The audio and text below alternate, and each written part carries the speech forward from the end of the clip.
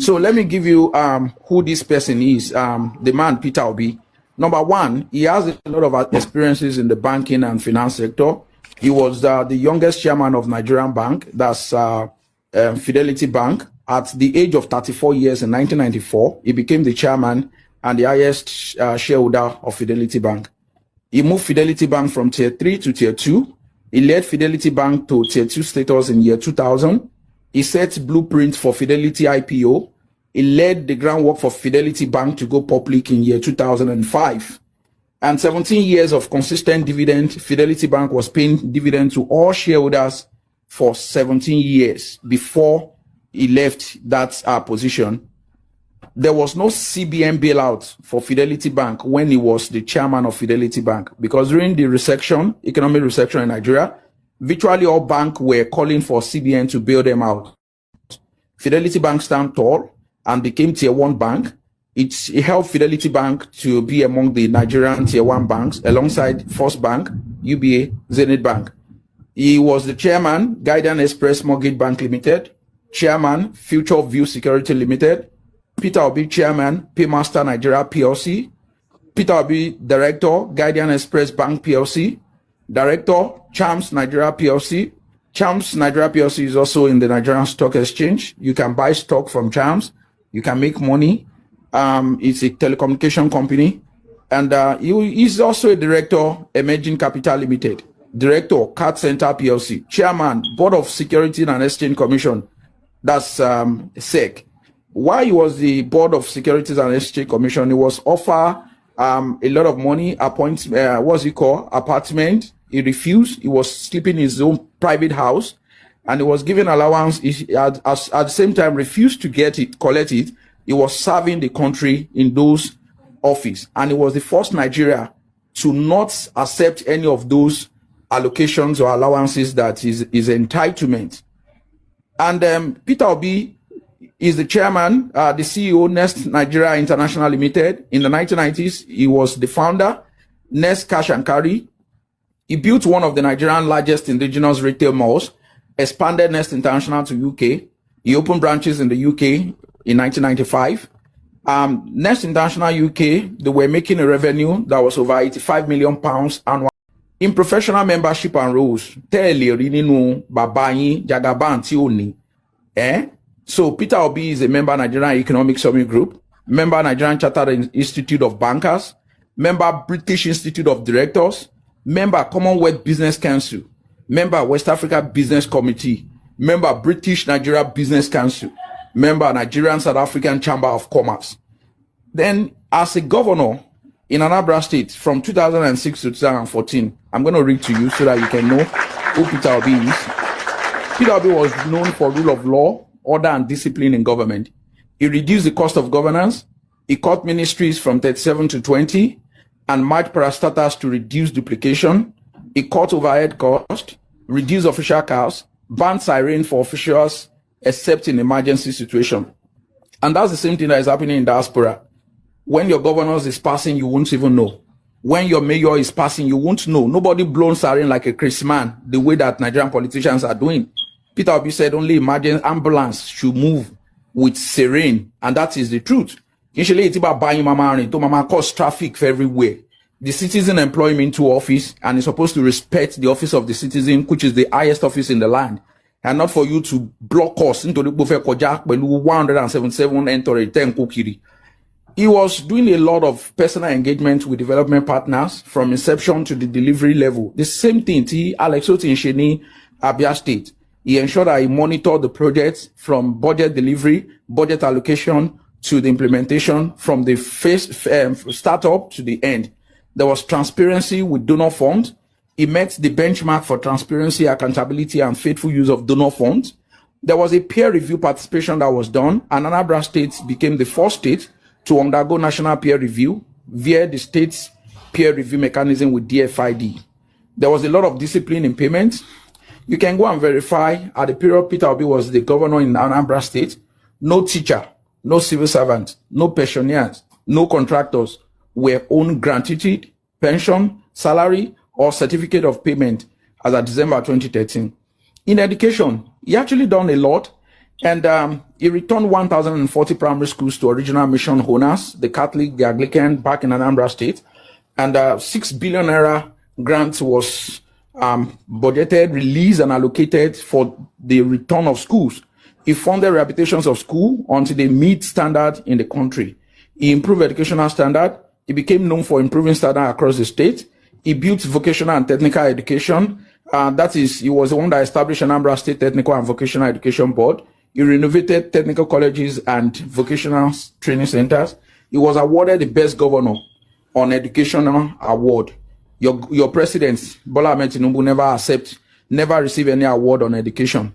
Peter Obi was the best governor on education. Go and verify. He was awarded by National Institute of Marketing of Nigeria in 2014. He paid NECO exam fees for 148 inmates across correctional facilities in Anambra State.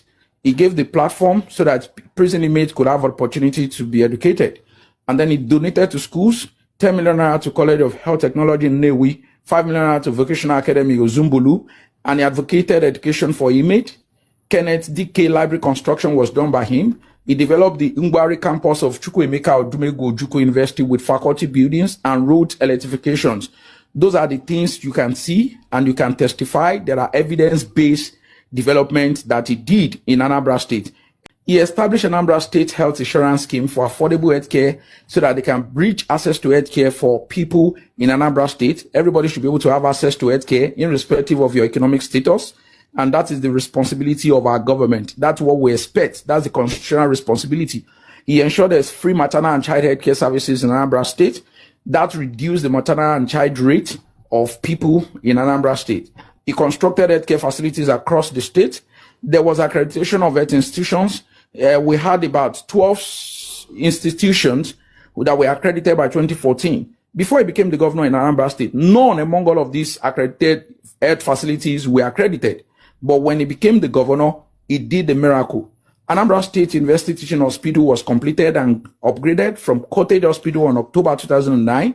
And there was a Golden Jubilee Award in 2015 that was given to Peter Obi for contribution to healthcare at St. Charles Borromeo Hospital. Odumegwu Ojukwu Teaching Hospital was developed by Peter Obi in Akwa. Modern lab facilities was added to the facilities. He developed consulting clinics, code rooms. They were all added to the teaching hospital, which never had it before now. That means if you need to do blood transfusion, it will be difficult because there's no cold room. If you need to take some vaccines, it will be difficult because there's no cold room. And so he also did partnership with missions in healthcare delivery. Lest I forget that Anambra State was rated at 26 before Peter Obi became a governor in education. But when he became a governor, for the last 3 years in his office, Anambra became the first consecutively in WAEC, in NECO. They had the best students in the history. Lagos was never first. Really, even while Bola Ahmed was there. Go and verify. Roads, bridges, and infrastructure. Peter Obi constructed the first flyover in Anambra State, Nkpo flyover. So he constructed and rehabilitated multiple roads and bridges, which also improve accessibility. Over 400 roads were constructed by his, by Peter Obi, while 91 was done by his predecessor. Anambra State had 41 bridges, as at the time Peter Obi left office. There were 28 bridges constructed by Peter Obi himself out of those 41. So he took over and completed Old Enugu Road from the federal government. Pedestrian bridge was done at Unizik Junction. He rebuilt the bridge at Okwa Nkpagu Road. He built the Enugu Road, that's Agwoka Road. He completed the first phase of the State Secretariat Complex. He completed the second phase of the State Secretariat Complex. He built the first Secretariat Complex to scatter all the ministries, to house the scattered ministry. He commenced the 3-arm zone, the government house, legislative building, and judiciary building. He also constructed the Women Development Center. Lest I forget that Women Development Center was the first initiative of the wife of Babangida, Miriam Babangida, that established better life for rural women. And the wife of Sonia Basha also took intervention. They were doing some of those things. While your first lady, Yawo Bola Ahmed, is distributing 50,000 for Akara and Kuli Kuli. So, Skill Acquisition Center was constructed. Ekweme Square development was done. And Peter Obi did the first poverty mapping in Nigeria. there was no governor, no state in the history of Nigeria that did the poverty mapping in order to reduce poverty in the country. But Peter Obi did for his state. And area mapping of Akwa was also done. He did the structural plan for Oka Capital Territory in Onitsha, Nnewi. Peter Obi attracted World Bank NEMP map for erosion and watershed management. Erosion control mechanism was put into place and water corporation was inaugurated. Hydrophone housing model was first done, which was the first in Nigeria modern history, using 95% of mud for affordable home for the poor masses. And he did a lot of youth empowerment and creative economic initiative. Anambra State Creative Arts Council was established by Peter Obi. So now let me tell you some little things about him. Peter Obi established the first sovereign wealth savings in sub-Saharan Africa. There's no state in the history of Africa where the state will keep money for future investment of the state. Peter Obi did it. Your father, when he was the governor of Lagos State, he actually put Lagos in debt. Gbèsè ló jẹ́ tó fi kúrò lórí oyè tó hand over fún Fashola. Peter Obi ò jẹ gbèsè, ó kówó lẹ̀, ó tún ṣe investment ìfọjọ́ iwájú Anambra. He left 500 million equivalent in investment, local foreign currency, and $156 million in bonds for Anambra. Anambra became the debt-free. In fact, that was the first state in the history of Nigeria to be a debt-free. Your father was the state that has the highest number of debt. Is on record. Go and fact check it. But Anambra was debt-free. No borrowing for bonds or for projects. Peter Obi made Anambra to become the least indebted state, rated by Nigerian Debt Management Office, DMO. Go and verify. Anambra State became the most financially stable state, rated by Nigerian Senate. He hosted ambassadors, high commissioners from US, from UK, from Russia, from European Union, South Africa, Belgium, Israel, Netherlands, Canada. That means he has that partnership with foreign government and it was more accessible. And Peter Obi ended the PAREC state status. Anambra was blacklisted before his tenure. Anambra became the only state. Wọ́n ti máa ń jí governor gbé. Wọ́n máa ń jí governor gbé ní Ngige tó wà ní APC. Nísìn, wọ́n jí gbé, wọ́n kidnap odidi governor. Anambra was known for terrorism, for kidnapping, for banditry. But Peter Obi came in and all of those things disappeared. That is some of the characteristics you see in somebody that is carrying grace. Peter Obi is carrying too much grace that can cause sleepless nights to the camp of APC. He was the best state in development partnership, adjoined for commitment to reforms. He invested in Interfat beverages, sawmiller, and invested 1.95 billion investment, which also held about 407 million shares in international brewery for Anambra State. Ejo share wo ni Lagos State ní bí ó jẹ gbèsè. Kàkà kí Lagos ní share lẹ́ni company, Tinubu ló ní share òun àtàwọn family ẹ̀, then wá fi Lagos sí gbèsè. Ẹ lọ verify equity partnership model. He used savings to take about 10 to 20% equity in investment like Chinese model. LG Electronic Training Center was built in Anambra State. That was the largest in Africa in partnership with Peter Obi as the governor of Anambra State. Then he also gave enabling environment to Juhe Pharmaceutical that was commissioned in his tenure that established parental drug factory to want to produce ogun to meet international standard and that had the WHO pre-qualification license to produce all these medications. Ewo le nse leko, igbo lon ta leko. Wọ́n tin company tó ń produce ogun nígbà tí Tinubu wà ńbẹ̀. Igbo gbana nǹkan tó ń gbé nìyẹn. Anambra became an oil producing state during his tenure. Let's go to transparency. Accountability in savings investment. 48.6 billion in Peter Obi saved in local currency. The evidence are there. You can fact check it.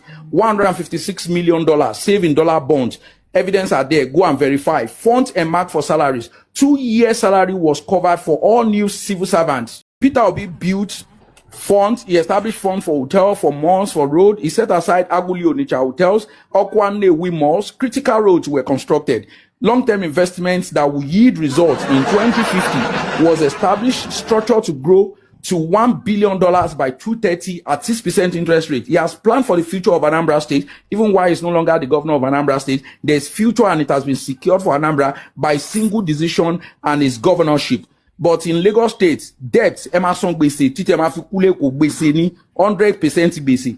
1,000 small-scale enterprises were targeted, were empowered, were developed, were supported by Peter Obi when he was the governor of Anambra State. He had a no-borrowing policy. There was no borrowing. He was not a loaner. He was not Ololo. He was not a chief loaner. He was not Oloni of Oni, like your own father, that came into office and started borrowing money as if there's no resources in Nigeria. Peter Obi achieved all the projects he did without single loan, no bonds. So there was public financial report that was done by the Accountant General Office and that was published annually. The Anambra State was debt-free. A clear gratitude areas, no gratitude owned, no LG servants were owned, no civil servants were owned money, a clear pension, arrears salaries, nobody was owned. Those are the things he did. And he became the best governor on prudent management, given by Nigerian Union of Journalists 2013. One, Lefumba Bayini Award in Kogari, Tofikuro Leko 8 years. Best governor of on education, I've said it. National Institute of Marketing of Nigeria, Babayi Ogba, Tofikuro Mbe. Best governor on MDG implementation, given by OSAP, MDGs, and UNDP. Your father no get that. He was the silver bed man of the year 2011. Your father never had it. UNDP recognition was given for MDG achievements in Anambra. Your father never got it. Bill and Belly, classmates from primary school, they can verify, they can testify. He doesn't go to primary school with ghosts that have disappeared in the graveyard. He went to secondary school. The secondary school name is there. We have the name. He has classmates that can verify, that can testify, that can witness to the fact that Peter Obi went to school. He went to NYC. He has colleague, he has mate that did NYC together. They can verify, they can testify. He went to university with Babanyi only classmates and Okuloba Rossi school. One, they say available. And Peter Obi has father. We know where his father is from. We can tell Agboleto Tiwa. Konshebiti Babanyi to dekpe Yamoga Jile commence story. Babanyi only baba. Mobito ti jade. Peter Obi has mother. Mobiti ya etiwa. Konsheru ku. Won gbe lo sheru le ko Dumota. So Peter Obi is that man that you people don't know, and because he has too much grace, it's a confusion to all of you. And I think that Yoruba should know more about this man. And let me tell you something: the people in Igbo, they have this industrial revolution mindset. That is part of their culture, their heritage, and it should be a proud to Nigerians. So if this man become the president, there's every possibility that the economic revolution of Nigeria will be turned around. There will be employment, there will be a lot of things that is going to grow that country. And that is what we are waiting for, because we want a government that can provide electricity for the people, that can provide water access, that can provide access to healthcare service, universal coverage for people to have access to treatment care and support services, that can promote and expand our life so that people in Nigeria can live longer. Right now, Nigeria is one of the countries with the least life expectancy. We don't want that. We want a country where pregnant women can give birth without being afraid. You don't have to go to prayer house and be praying for God in order to go to surgery. You can go into the theater and come back successfully because there will be stable electricity supply. Surgery, generator. I mean, there's so much disaster that APC has brought, and you cannot compare that to what Peter Obi has to offer. If you are not joining the movie trail of NDC, it means you are brain dumb. Eshe.